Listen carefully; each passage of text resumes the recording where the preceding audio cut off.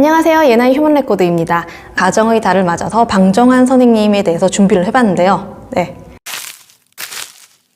1899년 11월에 서울에서 어물전을 운영하는 할아버지 방한용 그리고 아버지 방경수의 외아들로 귀하게 태어났죠. 그 7살까지 서당을 다니면서 천자문을 배웠고요. 그 태어날 당시에 잘 살았기 때문에 그 하인이 수십 명이 넘었고 집이 대궐 같았고 신하들이 그 궁에서도 어물전을 사러 직접 왔다고 해요.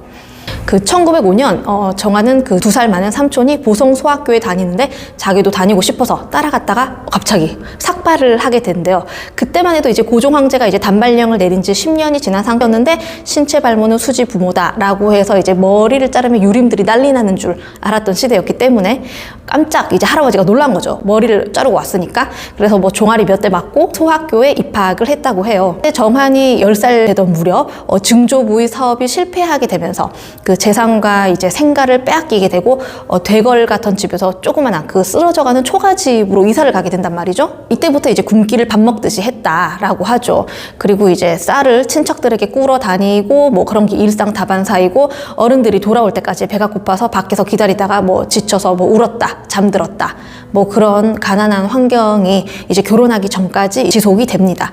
그래서 이때 사회주의라는 사상에 이제 관심을 가지게 되고 눈을 뜨게 되는 계기가 되기도 하죠. 그 정한은 10살 때 그 소년 입지회라는 것을 만드는데 그것은 이제 친구들끼리 막 모여서 자유 토론을 하는 그런 형식의 놀이였어요. 뭐 예를 들어서 물이 났니? 불이 났니? 뭐 이런 식으로 해서 이제 그 이유를 설명을 하는 그런 자유 토론, 자신의 의견을 자유롭게 이야기하는 방식이 훗날 그 자신의 어린이라는 잡지를 창간하는 데 도움이 되었다. 라고 회고를 하기도 했죠. 그러면서 이때부터 그는 이제 자신의 적성을 좀 찾아간 것 같아요. 그는 이제 미동보통학교라는 지금의 미동초등학교에 입학을 하는데 그때 친했던 단짝 친구가 이제 효남이라고 있어요. 이제 그 주인공으로 나중에 그의 책에 많이 등장을 합니다. 그리고 창남이라는 이름도 그의 책에 많이 등장을 하는데 그 창남이 바로 그 안창남, 우리나라 최초의 비행사죠. 그 후배가 안창남이어서 창남이라는 이름도 그의 책에 많이 등장을 합니다. 다시 학교 이야기로 돌아와서 그의 할아버지는 그 취직을 위하여 선린상업학교로 진학을 해라 라고 했는데 그게 바로 이제 지금의 선린인터넷고등학교인데 근데 이제 그때만 해도 거기를 졸업하면은 조선은행, 지금의 현재의 한국은행이죠. 거기에 취직을 할 수 있었단 말이죠. 그래서 강요로 그 학교를 들어가지만 관심이 없으니까 공부를 안 합니다. 책을 주로 읽는데 그 당시 최남선이 발행했던 그 잡지 소년에 푹 빠져 있는가 하면 뭐 걸리버 여행기 같은 세계 명작들을 읽으면서 나도 이런 거 쓰고 싶어 이런 꿈을 키워나가게 되는데요. 그 결국에 정한은 학교 공부 싫어 이래서 중퇴를 하게 됩니다. 가족과 선생님이 이때 다 뜯어말렸다고 하죠. 상업학교를 중퇴하고 돈도 없고 막상 이제 막막하여서 토지조사국에 지적대장을 베껴 쓰는 일을 하기 시작한대요. 그래서 누군가는 이것을 보고 이때 방정환이 친일을 한 것이 아니냐라고 하는데 그때 받는 돈이 삼시세끼도 겨우 먹을 정도였다고 하니까 친일이라고 하는 것은 좀 무리가 있고요. 이 당시 이제 유광렬이라는 친한 친구랑 같이 일을 했는데 친구가 그만두자 자신도 그냥 그만두고 천도교에 나가기 시작합니다. 이 천도교에 대해서 잠깐 설명을 드리자면 그 3.1운동의 민족 대표 33인 중에 한 사람이 바로 이 천도교의 수장 손병희죠. 그 정한의 아버지도 그 독실한 천도교 신자였다고 해요. 그 권병덕이라는 사람과 친분이 있었는데 그 안에서 이때 그 권병덕이라는 사람이 손병희에게 정한이라는 애가 괜찮은데 대장님 딸이랑 결혼시켜요. 뭐 이렇게 얘기를 했다고 해요. 그런데 손병희 눈에는 이제 정한이 너무 보잘것없고 그러니까 너무 빼빼말라서 볼품이 없어 보였던 거예요. 별로야. 이렇게 이야기를 하자 아니에요. 그거는 음식을 잘 먹으면 되는 거고 제가 되게 똑똑한 애다.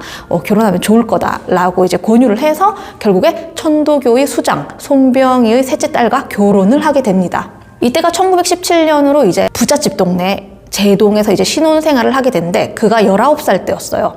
그러면서 이제 우리가 지금 아는 그런 비만의 모습이 완성되어 갑니다. 그 사이가 되는 거는 이제 가난한 생활을 청산하고 조선시대판 남성 신데렐라로 거듭나게 된 사건이 된 거죠. 바로 이 결혼은. 손병희 선생은 아들이 없었기 때문에 한 명도 그에게 뭔가 거는 기대가 컸을 것 같아요. 자신의 일을 물려주고 싶다는 생각도 했을 것 같아요. 열심히 정한이 일을 하는 것을 보아왔기 때문에 그 장모 역시 그에게 거는 기대가 컸다고 한대요. 막 보약을 해먹였다고 해요. 살이 찌는 보약. 뭐 그래서 그렇게 방정환이 좀 뚱뚱해졌다 이런 이야기도 있죠. 이 무렵 정한은 그 청년구락부라는 것을 만듭니다. 이것은 이제 18세, 19세 소년들을 모아가지고 자기들끼리 우리는 비밀 결사 조직이야 뭐 이래가지고 이제 지하운동을 할 거야 이런 취지로 만든 단체였는데 신청년이라는 잡지를 발행하기도 하죠. 신청년에 발표할 당시 그의 작품을 보면은 그 당시는 아동문학가로서의 그런 밝은 필체는 전혀 찾아볼 수가 없죠. 되게 어둡고 우울하고 무거운 분위기의 글을 써요. 이때는 그가 만든 청년구락부 이야기로 다시 돌아가서 실제로 이 청년구락부 단체는 3.1운동 때 일정한 몫을 담당하기도 하죠. 그래서 방정환 선생님은 이 독립신문을 이때 만들어서 3.1운동 때 체포가 되고 고문을 받다가 증거 불충분으로 석방이 되기도 한데요. 이 무렵에 이제 그는 나혜석과 김일엽이라는 여성이 만든 신여자라는 잡지의 창간을 도와주기도 합니다. 제안을 받아서 신여자라는 단어를 최초로 쓴 것이 이 김일엽이죠. 이 김일엽이라는 여성은 이제 나혜석의 유일한 벗으로 나혜석 편에도 아마 다시 언급이 될 것 같아요. 다시 방정환 선생님 이야기로 돌아가서 19살 때 조혼을 하고 이제 남자 신데렐라가 된 정한인데 결혼 6개월 만에 첫사랑, 진짜 사랑에 눈을 뜨게 된 거예요. 이게 바로 신여자 잡지 창간 당시 그 도와주던 중에 이화학당에 다니는 신줄리아라는 여성을 보고 한눈에 반한 거죠. 근데 다행인 건지 불행인 건지 신줄리아라는 여성은 신여자 잡지 창간 후에 중국으로 유학을 떠나고 또 미국으로 떠나서 거기서 결혼도 해요. 그 신줄리아라는 여성은 신줄려라는 이름으로, 그러니까 신줄려를 신줄려라는 이름을 그렇게 영어로 만든 건데요. 아무튼 그래서 그는 누구나 이루지 못하는 첫사랑의 후유증, 그리고 3.1운동 실패 등등 이런 일제의 탄압을 피하여 지식인들이 누구나 그때는 그러했듯이 동경 유학길에 오르게 됩니다. 학교는 이미 입학 시기가 지난 무렵이어서 도요대학 청강생으로 들어가게 된대요. 이때 개벽이라는 잡지를 창간하기도 한데 이것도 역시 천도교의 배경으로 만든 것이었죠. 동경 유학 시절 청년의 동경지회라는 것을 조직하고 그 초대 회장이 된대요. 이때 천도교 청년회 소년부가 있었는데 그 청년부가 더 잘 나갔단 말이죠. 그런데 방정환은 소년부를 좀 더 주력해서 운영해 나갑니다. 이때 안데르생, 그림동화, 아라비안 나이트 같은 작품들을 번안 작업해서 그 세계 명작 동화집을 내기도 하는데 이 작품의 이름을 그때 사랑의 선물이라고 붙이기도 했죠. 그리고 필명으로 이제 번역 작품을 많이 발표를 하는데 그 처음으로 어린이라는 호칭을 썼던 것도 요때라고 해요. 옛날에는 이제 얼라, 애새끼, 이놈, 저놈 이런 식으로 어린이를 불렀고 어린이라는 호칭이 없었죠. 아까 제가 정한의 글이 아동문학가로서의 두각을 나타내기 전에는 어둡고 되게 사회비판적이고 우울한 분위기였다는 말을 했었는데요. 당시 그가 쓴 대표작인 작품 은팔이라고 있어요. 그 은팔이라는 작품을 보면은 은팔이가 나쁜 사람들을 미행하고 공격하고 비판하고 그런 내용이란 말이죠. 읽어보면 이놈들의 생활에서는 그 속에 또 속이 있고 그 속에 또 속이 있다는 것을 나는 안다. 당신은 단 한 번이라도 기부를 해본 적이 있는가? 이런 식으로 표현이 되게 직설적이고 날카롭단 말이죠. 그리고 또 그는 은팔이 연재 무렵 그 동화 번역 일도 맡았다고 해요. 바로 유명한 오스카 와일드의 작품 그 왕자와 제비를 행복한 왕자로 제목을 바꾸어서 번역을 했죠. 이 작품은 이제 아이한테 엄마가 읽어주다가 엄마가 눈물 난다는 바로 그 동화죠. 이 동화도 이제 평등의 가치를 담고 있죠. 그의 사회주의 사상, 그 당시에 담고 있었던 그의 생각을 잘 알 수 있죠. 이 무렵은 1920년대 초로, 그러니까 막 세기말적인 서양의 태폐적인 분위기 같은 것들이 한꺼번에 막 유입이 되던 시기였단 말이죠. 또한 소련의 아나키즘, 사회주의, 공산주의, 볼셰비즘 등등등 좌익의 사상이 한꺼번에 들어와가지고 전파가 되었던 혼란기였기 때문에 이렇게 청년단체, 노동단체 이런 것도 수없이 만들어졌다고 해요. 제 생각에는 그가 처음에는 빨간색 사상에 매료되었을 수도 있는데 그렇지만 이제 그들이 좀 어떠한 극단적인 성향을 보고는 나와 맞지 않다라고 생각을 했던 것 같고, 무엇보다도 그는 아버지와 장인의 천도교 소속이었기 때문에 아무래도 이제 그쪽을 배경으로 움직이지 않았나 라고 생각이 들어요. 그러니까 그는 민족주의자라고 볼 수도 없고 공산주의자라고 볼 수도 없고 그냥 그는 어린이를 위해서라면은 어떤 주의자라는 것을 막론하고도 함께 어울릴 수 있었고 교류할 수 있었던 사람이었다. 뭐 그런 생각이 드네요. 그가 이제 사람 만나기 좋아하고 조직 만들기 좋아하고 이렇게 어린이를 사랑하는 그런 성품을 본다면 우리가 짐작할 수 있죠. 사실 방정환에 대해서 좀 궁금증을 가지게 된 계기가 있었는데, 아니 왜 하필 방정환은 어린이에게 꽂혔을까? 아니 처음에는 독립운동가 같기도 하고 잡지 발행인 같기도 하고 어찌 보면 사회주의자 같기도 했었는데, 어린이에게 꽂혀가지고 어린이에 관한 글을 쓰고 무조건 어린이 찬양, 어린이를 위했단 말이죠. 왜 하필 어린이였을까? 그 대상이 왜 하필 어린이? 저는 좀 그게 궁금해서 방정환에 대해서 찾아보게 되었었는데, 그러니까 제 생각에는 3.1운동이 실패한 뒤에 뭐 유학생활도 하고 빨간색 사상도 접하면서, 그리고 또 민족 제기를 위해서 촌도교 안에서 농민운동, 뭐 청년운동, 소년운동 등등을 하기도 하는데, 가장 소년운동이 정한의 손에 의해서 눈부신 성과를 낸단 말이죠. 그는 그러니까 우리나라가 독립이 되려면은 어린이들이 교육을 잘 받아야 된다. 하나의 인격체로서 존중을 해줘야 한다. 장래에는 이러한 소년이 바로 우리 조선을 책임질 것이다. 이런 생각을 했던 것 같아요. 그러면서 이제 사회 비판적인 성격의 글도 뭔가 어린이들을 위한 그런 부드러운 글로 옮겨지게 되고, 글의 성격을 기꺼이 바꿀 수 있어. 그래서 이렇게 아동문학가의 성격을 띈 글을 쓰게 된 것이 아닌가? 그런 생각이 들어요. 그리고 어린이날도 제정하고 어린이라는 잡지도 창간을 하게 된 것이죠.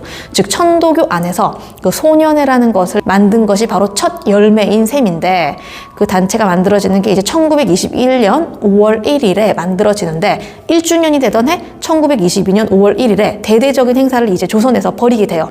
풍선불기 대회, 뭐 가장 멀리 간 아이에게 상을 준다든지 인산인해를 이루었다고 하는데요. 1922년 5월 1일 날 동아일보 기사에는 10년 뒤의 조선을 위하라, 뭐 이런 식으로 이제 독립을 위한다면 어른들이 아이들을 존중하고 어린이들을 사랑해라, 뭐 이런 식의 취지가 이제 그 동아일보 기사의 그 속뜻이 아마 담겨 있을 것 같아요. 이날 어린이날 선전문 속에는 어른들에게 드리는 글이라는 게 있었는데, 1. 어린 사람을 헛말로 속이지 말아 주십시오. 2. 어린 사람을 이야기를 잘 들어주십시오. 3. 어린 사람에게 경어를 쓰시되 부드럽게 하여 주십시오. 4. 어린 사람에게 수면과 운동을 충분히 하게 하여 주십시오. 5. 이발과 목욕 같은 것들은 되도록 자주 시켜주십시오. 6. 나쁜 구경을 시키지 마시고 동물원에 자주 보내주십시오. 7. 장가와 시집보낼 생각을 하지 마시고 사람답게만 하여 주십시오. 격세지감이 느껴지는 문구죠. 네. 뭐 이거는 뭐 완전 조선판 오은영 선생님 아닙니까? 남자 오은영 선생님이죠. 그로부터 1년 뒤에 1923년에 색동회라는 것이 이제 동경에서 조직되는데, 우리나라 최초의 아동문화 운동이었죠. 색동회를 기점으로 이제 이 어린이 운동이 전개가 됩니다. 그런데 이쯤에 이제 후원자이자 장인이었던 손병희 선생이 그 3.1운동 고문 후유증으로 돌아가시게 되는데요. 이때 그래서 정화는 내가 천도교에서 이 뜻을 이어받아서 이 소년운동을 해나가야겠다, 그런 뜻을 굳히게 됩니다. 그러나 이 어린이날 행사는 그 후 3년도 채 이어나가지 못한 채 쓰러지게 되는데요. 이것은 일본의 탄압 외에도 더 큰 복병이 바로 기다리고 있었기 때문인데, 그 다음 시간에는 복병이 무엇이었는지, 그리고 방정환 선생님의 인생 후반부와 그 말년 죽음까지 한번 이야기를 해보도록 하겠습니다. 그럼 제가 오늘 준비한 내용은 여기까지였고요. 네, 좋아요, 구독, 알림 설정 부탁드립니다. 네, 다음 시간에 만나요. 안녕!